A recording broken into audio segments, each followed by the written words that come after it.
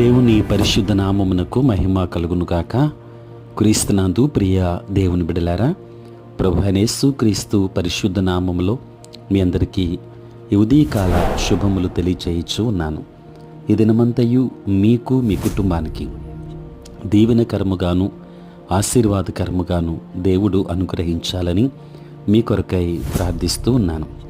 నేటి దినము కొరకు ఏర్పాటు చేయబడిన దేవుని వాక్యము లూకా సువార్త 9వ అధ్యాయం 58వ వచనం. అందుకు యేసు, నక్కలకు బొరియలును ఆకాశ పక్షులకు నివాసములను కలవు, కానీ మనుష్య కుమారునికి తలవాల్చుకొనుటకైనను స్థలము లేదని అతనితో చెప్పెను. ప్రియులారా, నేటి దినము కొరకు ఏర్పాటు చేయబడిన ధ్యానాంశము ప్రాణాంతకమైన హింస. ప్రియులారా, చదవబడిన వాక్య భాగము ద్వారా మనము గమనించే మాట, యేసు శిష్యులు పేదరికంలో జీవించారు అనే తప్పుడు అభిప్రాయానికి మద్దతునివ్వడానికి ఈ వచనం తరచూ వాడబడింది. అయితే ఈ సంఘటనలో యేసు తలవాల్చుకోవడానికైనా స్థలము లేకపోవడానికి కారణం హింస. ప్రియులారా, యేసు యెరూషలేమునకు ప్రయాణిస్తున్నప్పుడు ఆయనకు శిష్యులకు తప్పుడు మతభావముతో సమరయులు ఆతిథ్యం ఇవ్వలేదు. క్రైస్తవ జీవితంలో మూల్యంలో భాగంగా హింస ఉంది.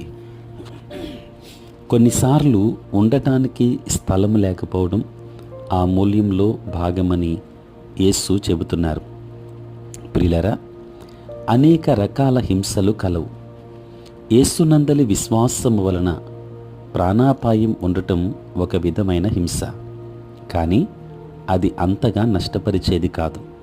కానీ మనం ప్రేమించి మెచ్చుకొని ప్రోత్సహించే ప్రజలు మన గురించి చెడు మాట్లాడటం లేక మన నుండి వేరెవడం మరింత ప్రాణాంతకమైన హింస. ప్రియులారా, ఇది మరింత వ్యక్తిగతం, మరింత కపటమైనది కనుక ఇది మరింతగా ప్రాణాంతకమైనది.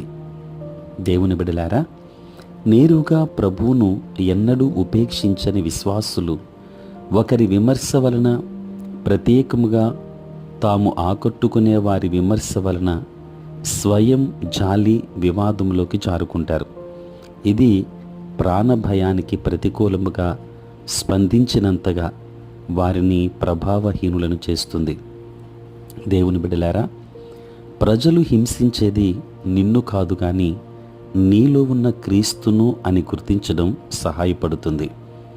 వాస్తవానికి నీవు ఆయన శ్రమల్లో పాలిభాగస్తునివైతున్నావు గనుక ఫలితముగా ఆయన పునరుద్ధాన శక్తిలో, బహుమానాల్లో భాగం పంచుకుంటావు.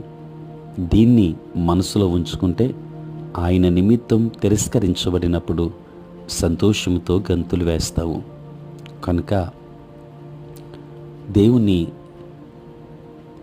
మనము మన హృదయంలోనికి చేర్చుకుందాం. మన హృదయంలో ఆయనకు స్థలమిద్దాం.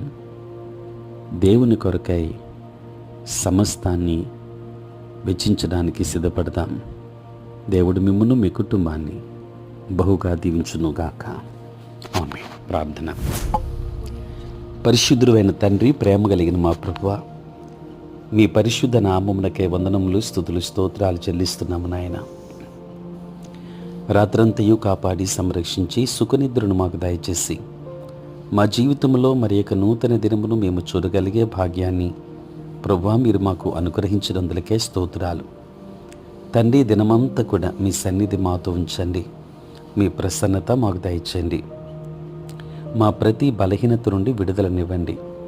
నేటి మా పనులలోనూ, ప్రయాణములలోనూ, పరిచర్యలోనూ మీరే తోడై ఉండండి. తండ్రి, నీ సేవా పరిచర్య చేయుచున్న ప్రతి సేవకుని దీవించండి. వారి యొక్క పరిచర్యలో, ప్రయాణములలో మీరే తోడుగా ఉండండి. ప్రేమ కలిగిన మా తండ్రి, సార్వత్రిక క్రైస్తవ సంఘాన్ని దీవించండి. ఆంధ్ర ఎవాంజలికల్ లూథరన్ సంఘం కొరకు ప్రార్థిస్తున్నాము. దీవించి ఆశీర్వదించండి.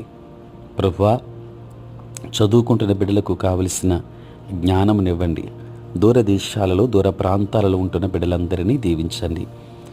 అనారోగ్యంతో ఉన్న వారికి ఆరోగ్యాన్ని ఇవ్వండి. సమస్యలతో ఉన్న వారికి సమాధానమును దయచేయండి.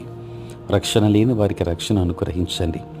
పుట్టినరోజు, పెండ్లి రోజు జరుపుకొనుచున్న బిడ్డలను దీవించి నూతన ఆశీర్వాదములు మెండుగా వారికి దయచేయమని ఏదైనా దీవెనల చేత మమ్మల్ని అందరినీ నింపండి. యేసు నామములో ప్రార్థించి వేడుకొనుచున్నాము తండ్రి, ఆమేన్. తండ్రి, కుమార, పరిశుద్ధాత్మ త్రియేక దేవుని దీవెన సదా మీకును మీ కుటుంబానికి తోడై ఉండును గాక. ఆమేన్.